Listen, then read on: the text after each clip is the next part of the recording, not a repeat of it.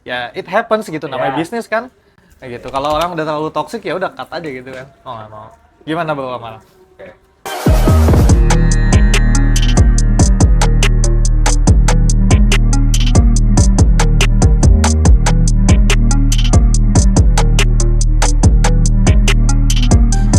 Oke, sebelumnya terima kasih banyak ya Bang Faruk dan tim Arau sudah menyempatkan waktu untuk mengundang saya. Jadi sebelumnya tadi saya menyambung dari yang sudah disampaikan Bang Faruk ya tentang gimana sih ini Indonesia. Sebenarnya bukan cuma Indonesia doang Bang ya. Kita lihat banyak banget negara dengan penduduk yang banyak itu sedang mengalami masalah yang serupa gitu. Salah satunya tuh ada India ya kan ya, dan juga banyak hal lain gitu. Tapi kita lihat di sini tuh saya sebagai pelaku usaha sendiri, udah sekitar 4 tahun, 5 tahun inilah di industri ini ya. Saya jadi kebetulan cerita dikit, saya punya pabrik kosmetik di Keranggan. Terus saya juga nge-develop brand sendiri juga namanya Tak Official, itu kayak men's grooming gitu. Ini boleh nggak sih shout Boleh, out gitu? boleh dong. Boleh dong. Boleh. Brand lu Iya. udah ada di akun kita, Oh, Bro. udah ada. Iya. Iya. Itu sebelumnya terima kasih banyak banget Iya. juga udah ngelibatin brand gue juga. Di mana itu sih Bang, salah satunya tuh gue mikir ya, bahwasannya ini masalah tuh bener-bener kompleks banget gitu. Banyak banget aspek yang mempengaruhi secara langsung pengangguran, apalagi di tingkat lulus sekolah dan juga anak-anak muda ini gitu. Salah Berarti satunya itu. lulusan SMA dan SMK terutama ya? Iya, itu saya juga sempat baca data BPS tuh sekitar 60% pengangguran tuh lulusan SMA dan juga SMK gitu. Dimana bisa jadi lowongannya tuh banyak banget, tapi tenaga kerjanya tuh nggak terserap gara-gara satu gitu, gara-gara kurangnya skill gitu kan ya, dan juga kurangnya kemampuan tenaga kerja ini untuk bisa langsung masuk ke industri ya kan. Jadi ujung-ujungnya ya kita ngebludak yang S1, jadi yang SMA SMK-nya juga jadi susah gitu buat bersaing ya kan. Escape plan-nya S2 ya? Nah, Bagi yang beruntung. iya Atau benar. nikah Ya, kalau cewek. Dan itu itu juga kadang-kadang ada masalah lagi abis itu. Ada banyak masalah segala macam. Nah, terus habis itu saya cerita dikit Bang ya. Ya, ya. Jadi kalau misalnya di kita tuh sebenarnya kita karyawan ada 45 ya yang masuk payroll. Itu tuh menariknya adalah Lu sekitar gaji 45 orang, men. iya 45 yang masuk payroll. Nah, sekitar 30 orangnya itu justru yang tadi saya sebut, lulusan SMA dan juga SMK. Di mana terus habis itu banyak yang nanya gitu. Lu gimana Mar ngoperasi, kan kalau misalnya di industri kosmetik kan ada GMP ya namanya, Iya, Good iya. Manufacturing Practices. Kalau di Indonesia namanya CPKB ya, cara pembuatan kosmetik yang baik gitu ya. Gimana lu ngejalin CPKB dengan sumber daya yang terbatas gitu. Nah, di sinilah tantangannya gitu. Dimana ya kita kalau misalnya di tingkatan head-nya, head manajemennya, R&D-nya ya udah pasti kita tariknya udah 3 sampai 5 tahun di industri. Bener dong, kita kan nggak bisa pungkiri bahwasannya kita harus narik orang terbaik, bener nggak sih? betul. Nah, tapi kan untuk mengoperasikan mesinnya, untuk packingnya, untuk nimbang bahan bakunya, itu tuh sebenarnya nggak perlu gitu, terlalu banyak spesifikasi seperti yang tadi gitu. Nah, jadi kita ngelihat bahwasannya sebenarnya permasalahan di Indonesia ini kompleks. Tapi kalau misalnya kita sebagai individu ataupun sebagai unit usaha gitu, apalagi unit usaha UMKM seperti saya, itu tuh bisa mulai dari pemikiran itu gitu. Bahwasannya belum belum tentu gitu. Belum tentu anak-anak lulusan SMA SMK itu nggak bisa kerja gitu. Itu yang pertama. Terus yang kedua, setelah kita jalan lah setahun 2 tahun, kita minta orang-orang yang udah berpengalaman di beberapa pabrik untuk ngajarin nih anak-anak yang baru masuk ini kan, baru lulus SMK. Ternyata setelah di training dan segala macam, mereka juga bisa kok ternyata. Bisa menghasilkan produk dan lulus BPOM segala macam detailnya, dan itu banyak banget gitu stepnya. Jadi kita ngelihat apalagi di industri lain gitu yang nggak seketat itu gitu. Yuk. Jadi mungkin itu sih ya kalau dari saya. Nah, tadi lu pernah nggak mencat orang? Pernah. Kenapa lu pecat? Penyebab pertama udah pasti attitude sih biasanya. Oh, Kan kayak contoh nggak jujur ya kan, Nah. susah men kerja sama orang nggak jujur, bener nggak sih? iya. Nah itu yang pertama.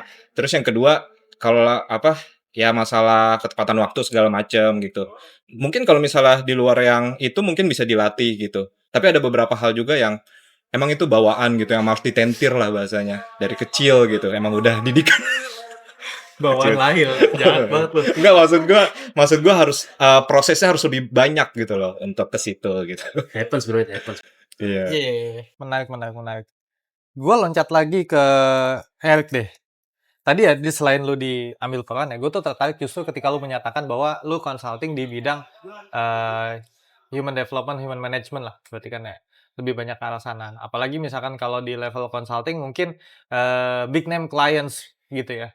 Sebenarnya utamanya, seringnya, apa sih yang menjadi permasalahan dari kantor-kantor besar ya biasanya, terhadap, HR management ini? Salah satu yang paling besar kalau kita bicara dari sudut pandang human capital ya, itu sebenarnya adanya gap nih.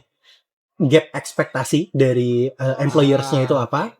Gap knowledge kayak yang tadi lo bilang mungkin ketika kita membutuhkan profesional yang spesifikasinya A, B, C, D, E. Nah, ternyata orang-orang Indonesia itu agak sulit kalau kita mau nyari. Karena angkatan-angkatan muda yang tadi kita bicarain mungkin sebagian besarnya adalah lulusan SMA dan SMK, mereka nggak di-equip dengan skill yang tepat.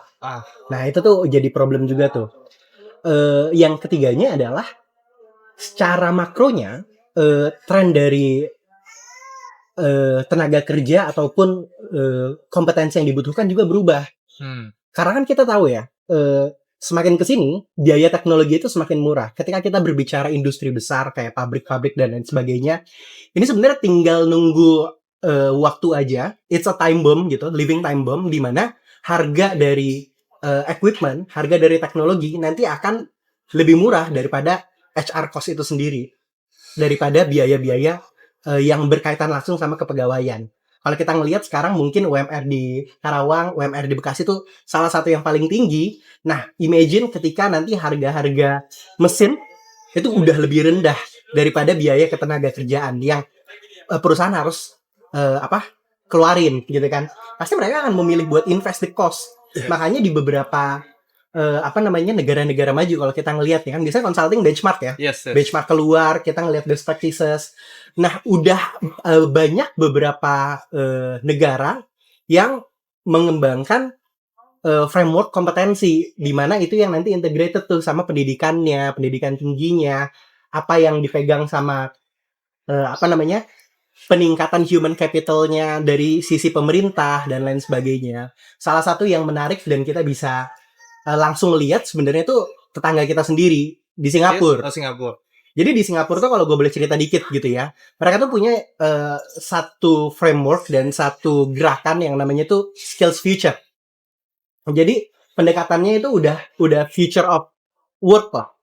Ketika kita berbicara soal industri, mereka nggak akan equip orang-orang itu dengan capabilities teknis yang mungkin harus ngebuat di pabrik sekali langsung pakai tangan gitu. Tapi ketika lu pengen fokus ke industri, gimana caranya secara strategik itu memberikan something yang value added buat company-nya.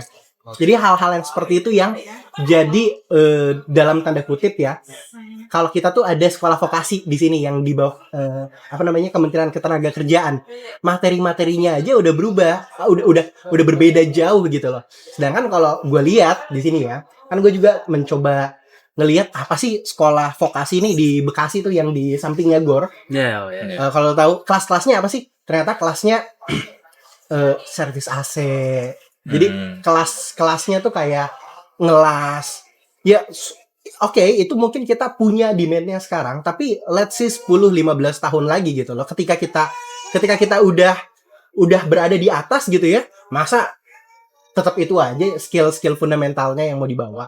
Jadi itu mungkin salah satu yang bisa jadi pemantik juga sih. Dan ngelihat dari sisi pemerintah gitu ya, sekarang perannya pemerintah apa dan sejauh mana gitu untuk memberikan intervensi nih pada gap-gap yang tadi gue mungkin udah pinpoint di awal gitu sih. Bisa survive. Nah, gimana sih POV lu misalkan Dava deh yang belum pernah merasakan dunia kerja dulu. Lu resah nggak sih ketika lulus nih gue abis ini mau ngapain coy? Nah itu menurut gue persis seperti apa yang lu bilang Bang. Apalagi tadi kita terkait dengan dunia kerja gitu dong. Apalagi gue sebagai masuk S1 yang masih belum lulus, itu resah banget gitu. Apalagi setiap hari kayak overthinking, kayak gue ke depan jadi apa ya gitu, segala macem gitu kan. Apalagi ketika ngelihat angka pengangguran ini ya walaupun gak besar, tapi menurut gue perlu jadi perhatian penting gitu. Dan dimana juga gue rasa pendidikan hari ini pun masih kalah jauh dengan inovasi teknologi yang terus berkembang gitu. Dan gue rasa lagi-lagi sistem pendidikan yang hari ini hadir di kelas-kelas pun belum tertransformasi dengan baik juga gitu. Apalagi gue rasa kita belajar di kelas itu teatrikal banget bang gitu.